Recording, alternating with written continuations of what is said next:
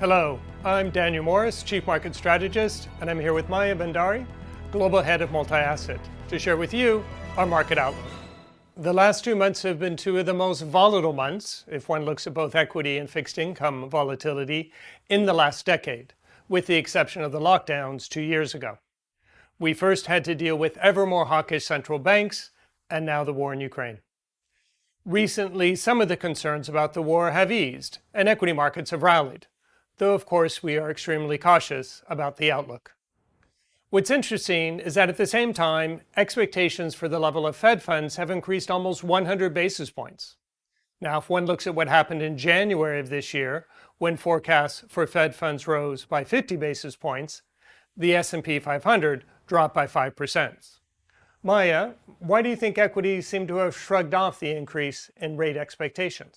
That's a great question, Dan, and in some cases, most notably US equities, we've used what I would call surprising resilience in this environment to take profits. Now, US equities being heavily skewed towards long-duration technology companies are particularly vulnerable to higher discount rates.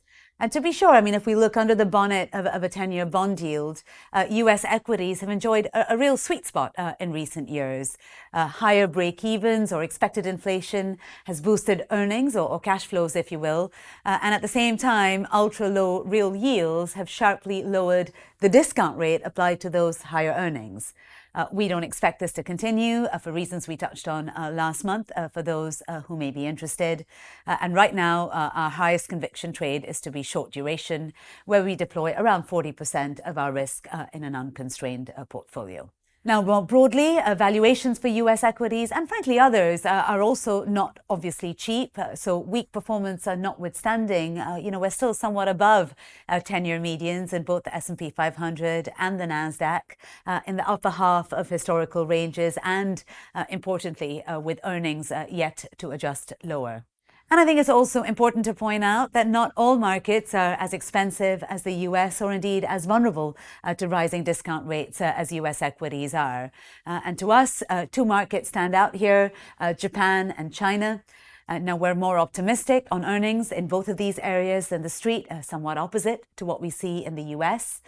Valuations are clearly cheap in sharp contrast to other regions. And in both cases, policy is easing or staying very easy as the Fed tightens. Now, let's just spend a couple of seconds really on China, which is the area in which we have leaned into since we last met.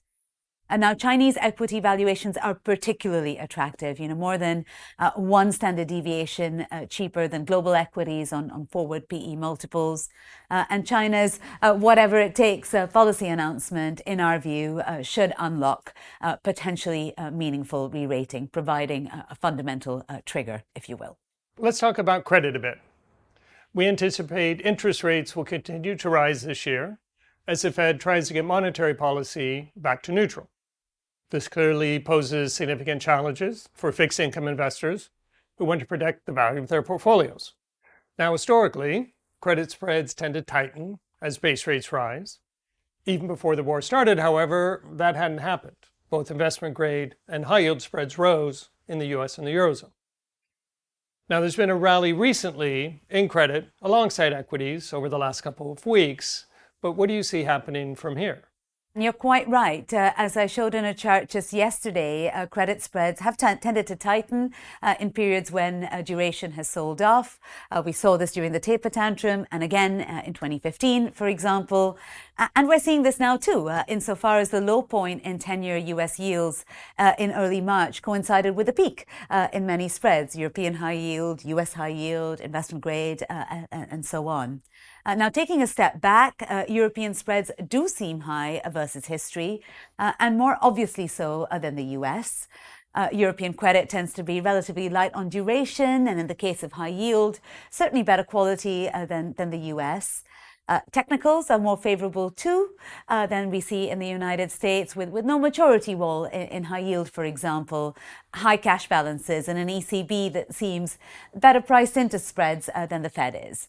So in fact, just yesterday, we moved to favor Europe over the US in credit. But I should say we stay broadly neutral on credit overall, as fundamentals for the asset class are softer, with deepening macro concerns, which we just touched on, and indeed micro indicators that we might get confidence from, like very low default rates or very low leverage, for example, being very, very backward looking. So at the moment, this is very much a relative regional call rather than a high conviction asset class view. That was very clear, Maya. Thanks very much. My pleasure, Dan, and I look forward to next time. Well, that's our update for this month. Thanks for watching. We hope you stay safe and take care.